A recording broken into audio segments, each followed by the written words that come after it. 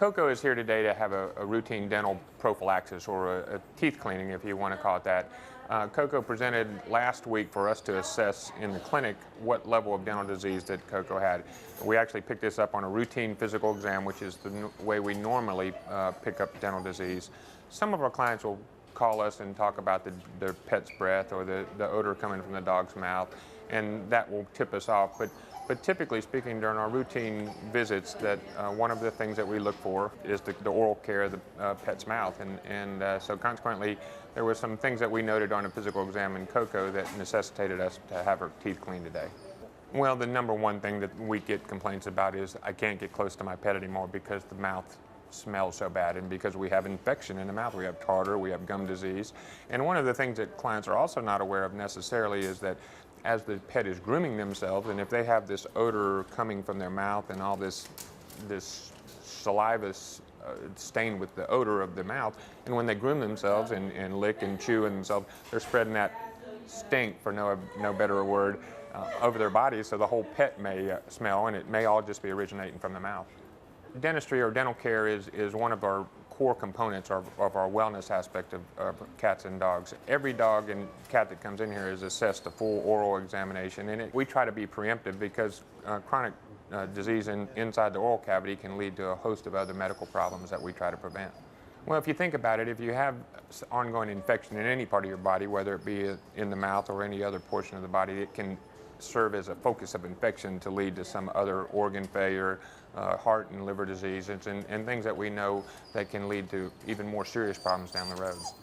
This is Coco's first dental cleaning in her life, and she's a middle-aged dog, and it may be several years before she has it again, but this is the importance of why we like to see these guys back on an annual visit, so that we can determine, is this one of those pets that's going to need a dental cleaning every year, or just one that's going to be separated by 3 or 4 years. And there's really no breed specificity, there's no age specificity, it's really an individual pet issue.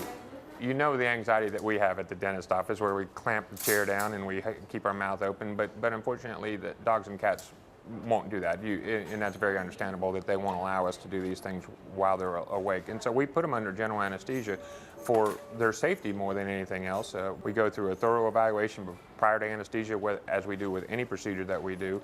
They're under anesthesia, they're managed by a trained individual to monitor the anesthesia, and then the procedure goes whatever length it is. And the ideal thing is, take Coco for example, her teeth are not horrible, if you want to call it that, and so her procedures are going to be relatively abbreviated compared to some of the more involved dental procedures that take several hours because of the course of the nature of the disease, which might involve multiple extractions, many more radiographs than we took with Coco. So it's an individual thing, and so just as in any portion of what we provide, we try to be as preemptive as we can, so we prefer to get a situation like Coco, who the whole procedure may be an hour and a half versus a 4 or 5 hour procedure. What we see going on above the gum line is what we all can notice. The client, the pet owner, can see that this tooth is stained, this tooth has tartar on it, but equally important is what's going on underneath the gum level, and you don't know that until you start taking radiographs. And many, many times animals have come in here which we actually thought were going to be relatively routine dentals, and we wind up taking some radiographs which require we might have a deep pocket along one tooth and see these diseased teeth that we would have no idea to recognize what's going on there without the benefit of the radiology. Prevention is obviously what we're looking for, and preventing more serious problems is also the major component of it too. And this is one of the things that our ambition and our goal, and even what we teach our students, is that we're trying to educate our clients through the whole aspect of their pet's life. And dental care is just one. It's one of those things that often slips through the cracks that people aren't aware of because it's just not something that they're cognizant of or aware of. And so our goal is to educate our clients early in the pet's life so that we can manage it like we are with Coco. We are a teaching entity, and what we do here at the community practice is really the most opportunity for our students to have hands-on experience. And fortunately, our technical staff and our veterinary staff allows our students to get heavily involved with the cleaning and whatever component of the dental procedure that we need. The students enjoy it, but it's an incredible educational opportunity for them so that they get the true hands-on experience, so that not only will they be able to do this in practice, but they'll be able to teach their technical staff once they get out here as well.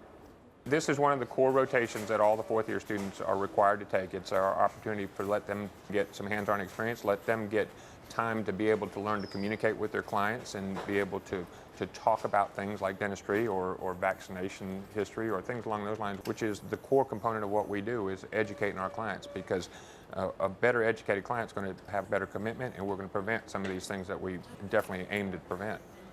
The thing that we want our clients to remember is, even when we brush our teeth and we floss ourselves as our dentists recommend, we still go back into cleaning and we still have problems with our teeth, regardless of how good we are with our own home care. And the same thing, we can't rely on treats or toys or dental apparatus at home to be our sole entity for controlling the dental disease in the pet. It's going to, from time to time, depending on the individual patient, need some intervention from a veterinarian. We do this every single day. In fact, we have to book this out several days in advance, sometimes a couple of weeks in advance, because of the number of patients that we see, because of the ability of our students and our technical staff on picking these types of problems up in the examination room. And so we are providing the service on a regular basis every single day. Cats actually can have more significant problems than we see in dogs. They actually get true cavities, or what we call resorptive lesions, similar to what we get. And the classic presentation on that is that the cat may be painful when it's petted around the face. It might stand at the food bowl and not eat quite as much food as the client is thinking. It may pick food up in its mouth and drop the food because it actually hurts to chew. And if you look at these teeth, you can actually see these craters, these cavities, what we call resorptive lesions on cats. And if you take that one step further, our pets are living a lot longer than they used to. Partly veterinary care, mostly the clients are providing the care that we're asking them to do. But cats are even living longer. 17, 18, 19, 20 years old is not an uncommon cat these days. And so we want to provide them with that sort of preemptive care throughout that entire life.